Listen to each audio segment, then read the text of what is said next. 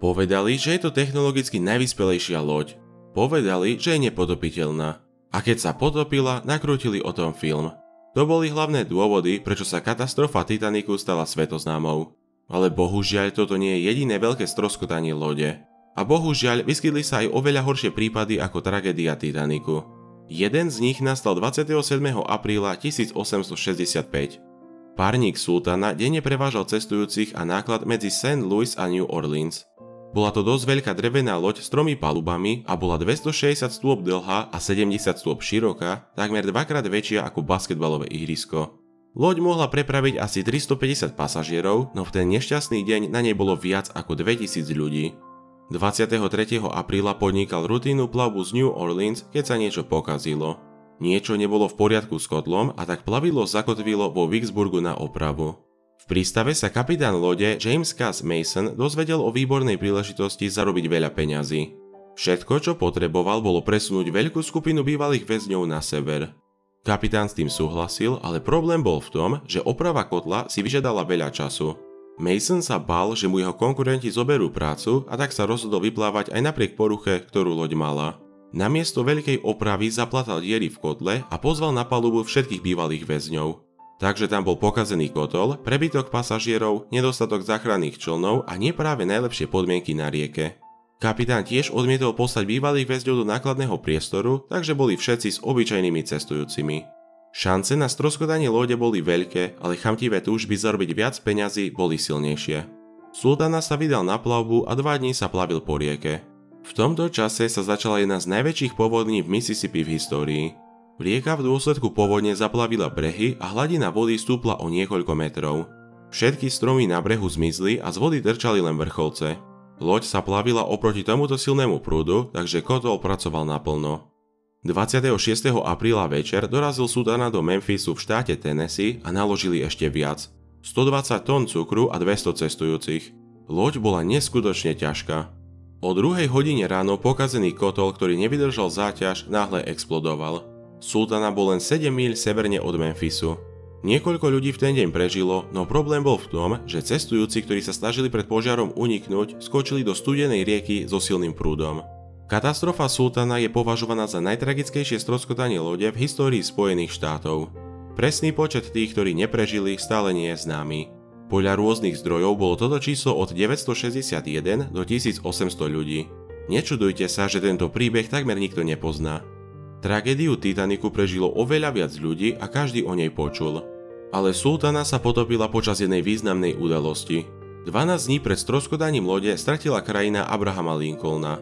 Ľudia sa z tejto správy ešte nespamätali, takže tragédii Sultana nikto nevenoval veľkú pozornosť. K mnohým katastrofám došlo podľa historických štandardov pomerne nedávno. Jedna z nich sa vyskytla v roku 2002. Trajekt menom Le Jula. Trajekt premával 2-krát týždenne, najmä pozdĺž pobrežia Dakar a viezol cestujúcich, ktorí obchodovali s mangom a palmovým olejom. Podnikal každodenné plavby a nikdy nečelil vážnym problémom, vďaka modernému záchrannému zariadeniu a dobrému servisu. Jedného dňa však posádka lode objavila poruchu a poslala loď do prístavu. Le Jula bol takmer rok v nefunkčnom stave a čakal na opravu. Nedostal však vysokokvalitný servis. Po slabej údržbe sa trajekt vydal na svoju poslednú plavbu. 26. septembra 2002 sa Le Jula plavil medzi južným Senegalom a Dakarom a o 23:00 zamieril smerom ku Gambii, kde začala silná búrka. Vietor zdvihol vysoké vlny, ale to nebolo pre veľkú osobnú loď rozhodujúce, pokiaľ počet ľudí na palube neprekročil stanovenú normu. Le Jula mal prepraviť asi 500 cestujúcich, no v ten deň mal oveľa viac ľudí. Príliš veľa cestujúcich, zlé opravy a silná búrka spôsobili lodi vážne problémy. Hlavným faktorom stroskotania lode však bolo, že Le Jula bol postavený len na plavbu v pobrežných vodách. V ten deň sa však plavil ďaleko od brehu. Veľké vlny začali hojdať loďou a v určitom okamihu sa jednoducho obrátila hore nohami. Paluba lode sa ponorila pod vodu a jej spodná časť trčala nad hladinou ako ľadovec. Všetci cestujúci sediaci v kabínach spadli na strop a stratili orientáciu v priestore. V trupe lode neboli žiadne diery ani poškodenia a voda na dlhý čas zaplavila spodné paluby. Plavidlo stálo v skrútenej polohe niekoľko hodín. Potom sa loď začala potápať, keď voda prenikla cez palubu a trup. Oceán bol teplý, ale pasažierov neprišiel nikto zachrániť. Ľudia museli na záchranu čakať takmer 4 dní, bohužiaľ len málo komu sa podarilo prežiť. Filipíny sú pre lode veľmi nebezpečnou oblasťou. Toto miesto pozostáva z niekoľkých tisíc ostrovov a rozľahlej oblasti s plitkou vodou.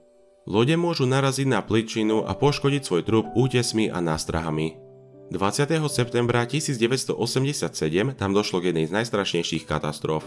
Filipínsky osobný trajekt s názvom Dona Paz opustil jeden z ostrovov a plavil sa smerom k Manile. Slnko svietilo, oceán bol pokojný a viditeľnosť bola dobrá. Ale z nejakého dôvodu si členovia posádky nevšimli, ako sa k nemu tanker Vector približuje. Obe lode sa zrazili pri nízkej rýchlosti. Kolízia nebola silná, ale problém bol v tom, že Vector mal na palube tóny ropy a Dona Paz narazil do priestoru s nákladom, kde bola táto ropa uskladnená. Takže sa to rozlialo po celom oceáne a potom prenikla iskra. Obe lode sa nielen vznietili, ale rovnako naplnili vodou. Obe lode sa potopili v priebehu niekoľkých sekúnd. Nešťastie prežilo len niekoľko desiatok ľudí. 27. septembra 1854 vyplávala osobná loď Arctic z Liverpoolu do New Yorku. Na mieste sa objavila hmla a viditeľnosť sa naozaj zhoršila. Z hustých bielých oblakov sa objavila ďalšia loď, francúzsky párnik Vesta. Lode boli dosť blízko seba, takže kolízia bola nevyhnutná. Plavidlo Vesta bolo menšie a tak sa kapitánovi zdalo, že Vesta utrpela veľké škody. A kým sa pozeral na druhú loď, jeho čln sa rýchlo naplnil vodou. Kapitán vydal rozkaz čo najrýchlejšie vyplávať na breh, ale lodné motory prestali kvôli povodni fungovať. Potom posádka lode začala spúšťať záchranné člny so ženami a deťmi. Napriek tomu, že záchranári našli záchranné člny s ľuďmi, ukázalo sa, že prežilo len 87 zo 400 ľudí, 65 členov posádky a 22 pasažierov. Prekvapivo medzi nimi boli len dospelí muži. Kapitán lode prežil vďaka priľnutiu k vraku. Všetky noviny písali o tomto príbehu ako o jednej z najstrašnejších a najhanebnejších tragédií v histórii navigácie.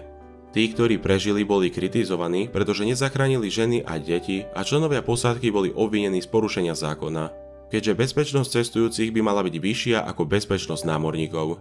Ale napriek tomu nebol nikto z nich privedený k zodpovednosti. Čo na to hovoríte vy, priatelia? Napíšte mi váš názor dole do komentárov a budem rád, ak na videu zanecháte palec hore.